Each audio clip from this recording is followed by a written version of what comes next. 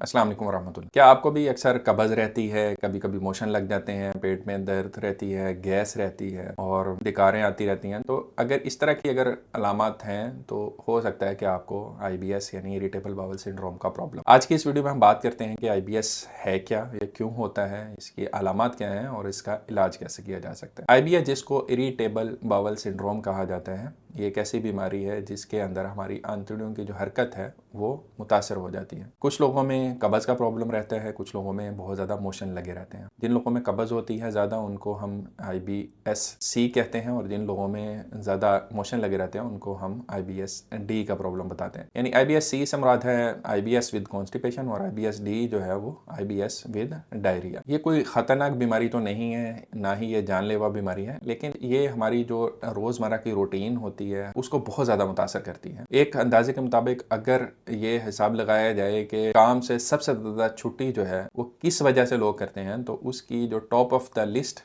जो number 1 reason होगी वो IBS है। क्योंकि IBS जो है वो दुनिया में तकरीबन हर तीसरे चौथे शख्स को इस प्रॉब्लम का कभी ना कभी ज़िंदगी में सामना रहता है। और ये क्योंकि स्पेसिफिकली मॉर्निंग में बहुत ज़्यादा प्रॉब्लम होता है, तो इस वजह से फिर आपके काम पर जाने का वक्त होता है, उस वक्त ही ये ज़्यादा सिम्टम्स आते हैं। तो उस वजह से फिर बहुत सारे लोग जो हैं वो अपने काम पे टाइम से नहीं पहुँच पाते। अगर इसकी वजूहात की बात करें तो इसमें तो जो गट की मोटिलिटी है उसके मुतासर होने की वजह से होती है। जो हमारी आंतड़ियाँ हैं उनकी जो हरकत है वो एक रिदमिक तरीके से होनी चाहिए, आहिस्ता आहिस्ता आराम से होनी चाहिए, उसमें प्रॉब्लम आ जाता है। वो सही तरह से मूवमेंट्स होती हैं वो नहीं होती, उस वजह से लोगों में ये प्रॉब्लम हो सकता है। दूसरी जो वजह देखी गई है वो जहनी दबाव है या स्ट्रेस है। जिन लोगों में बहुत ज़्यादा स्ट्रेस या परेशानी का मसला रहता है उनके अंदर भी IBS का प्रॉब्लम होता है। इसके अलावा कुछ लोगों की जो आंतड़ियाँ होती हैं वो बहुत हसास होती हैं, सेंसिटिव होती हैं। ज़रा सा भी कुछ प्लस माइनस खा लेते हैं तो उसकी वजह से उनकी आंतड़ियों की एक्टिविटी बढ़ जाती है, उनकी हसासियत बढ़ जाती है।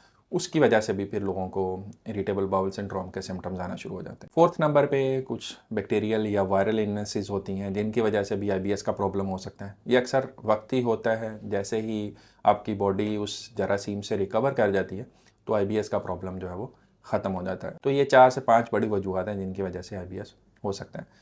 अब बात करते हैं कि हम IBS की तशख़ीस कैसे कर सकते हैं। नॉर्मली तो इस बीमारी की तशख़ीस के लिए किसी टेस्ट की ज़रूरत नहीं होती। हिस्ट्री से, मरीज़ के बताने से ही पता चल जाता है कि किस शख्स को IBS का प्रॉब्लम है या नहीं है।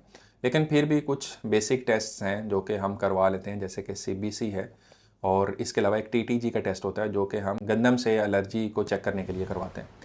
तो ये 2 टेस्ट जो हैं वो IBS के मरीज़ों में नॉर्मल आते हैं। क्योंकि गंदम से जो एलर्जी होती है उसकी अलामत भी थोड़ी मिलती जुलती हैं, तो इसलिए हम ये 2 टेस्ट एहतियातन करवा लेते हैं। अगर ये दोनों टेस्ट नेगेटिव आते हैं और साथ में जो अलामत हैं, पेट में दर्द का होना, कभी मोशन लग जाना, कभी गैस हो जाना, कभी कब्ज़ हो जाना, ये अलामत हो तो ज़्यादातर चांसेस होते हैं कि उस शख्स को IBS का ही प्रॉब्लम है। अब अगर इलाज की बात करें तो इलाज जो है वो डिपेंड करेगा कि किस शख्स को IBS-C है या IBS-D है। IBS-C यानी कॉन्स्टिपेशन वाले लोगों में कोशिश करते हैं कि हम फाइबर का ज़्यादा इस्तेमाल कराएं, लैक्सेटिव्स का समटाइम्स इस्तेमाल करना पड़ता है ताकि उससे मोशन जो है वो रेगुलर हो जाए। इसके अलावा जिन लोगों को डायरिया IBS-D होती है उन लोगों के अंदर एंटी डायरियल दवाइयों का भी समटाइम्स इस्तेमाल करना पड़ता है, लेकिन ज़्यादातर लोगों में इन अद्वियात का इस्तेमाल नहीं करना पड़ता, बल्कि हम ज़्यादातर लोगों के अंदर ऐसी दवाइयाँ हैं जो कि पेट के दर्द को कम करने के लिए अमूमन इस्तेमाल होती हैं, जैसे कि हायोसिन है या फिर मेबिवरीन है। ये वो दवाइयाँ हैं जो कि अमूमन पेट के दर्द को कम करने के लिए इस्तेमाल होती हैं। इनको आप ओवर द काउंटर हासिल कर सकते हैं, यानी आप फार्मेसी से इजीली हासिल कर सकते हैं।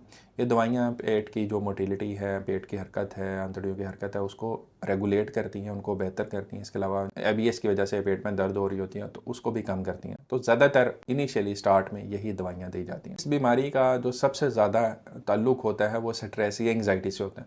तो CBT अक्सर लोगों में देखा गया है कि बहुत ज़्यादा हेल्पफुल होती हैं। दवाइयाँ उतनी कारगर नहीं होती, दवाइयाँ जो हैं वो वक्ती रिलीफ दे देती हैं, लेकिन जो सही ट्रीटमेंट होगा इसका साइकोलॉजिकल थेरेपी से ही होता है। ज़्यादातर लोगों में साइकोलॉजिकल थेरेपी जो है वो काफ़ी ज़्यादा बेनिफिशियल होती है। डाइट की अगर बात करें तो IBS के मरीज़ों के अंदर ज़्यादातर देखा गया है कि उनको लैक्टोज से इंटॉलरेंस होती है। हालांकि वो लैक्टोज की उस तरह से इंटॉलरेंस नहीं होती कि वो बिल्कुल ही दूध या दूध की प्रोडक्ट्स इस्तेमाल नहीं कर सकते, लेकिन फिर भी जब वो दूध की प्रोडक्ट्स इस्तेमाल करते हैं तो उनके जो अलामत होती हैं वो बढ़ जाती हैं। तो अक्सर ऐसे मरीज़ों में हम एडवाइस करते हैं कि आप दूध से बनी हुई प्रोडक्ट्स का इस्तेमाल ना करें। इसके अलावा लो फोडमैप डाइट जो है वो बेस्ट सोल्यूशन है IBS का। इसके ऊपर मैंने एक तफसीली वीडियो बनाई हुई है, इसका लिंक भी मैं अभी डिस्क्रिप्शन में दे दूंगा कि लो फोडमैप डाइट ऐसी डाइट्स हैं जिनके अंदर जो फोडमैप है उसका कंटेंट कम होता है, उनके इस्तेमाल से उसकी एक पूरी लिस्ट है कि कौन सी सब्जियां आप इस्तेमाल कर सकते हैं, कौन से फल आप इस्तेमाल कर सकते हैं। उसके ऊपर अमल करके भी बहुत सारे जो IBS के सिम्टम्स हैं उनको कंट्रोल किया जा सकता है। बाकी जो जनरल एहतियातें होती हैं कि पानी का सही इस्तेमाल करें, वॉक करें, ठीक है, स्ट्रेस को कम करें, तो ये भी आपकी IBS के सिम्टम्स को कंट्रोल करने में मदद देंगी। IBS डेफिनेटली एक परेशान कुन बीमारी है, लेकिन इन हदायत पे अमल करके, इन डाइट्स के ऊपर आप अमल करके अपने IBS के अलामात को बहुत हद तक कंट्रोल कर सकते हैं। उम्मीद है ये वीडियो इन्फॉर्मेटिव लगी होगी। अगर वीडियो अच्छी लगी है तो उसको लाइक करें, दोस्तों के साथ शेयर करें। इसी तरह की ही मज़ीद और वीडियोस देखने के लिए चैनल को सब्सक्राइब भी कर लें। अगली किसी और वीडियो में फिर मिलते हैं, तब तक अपना बहुत ख्याल रखिएगा। अल्लाह हाफ़िज़।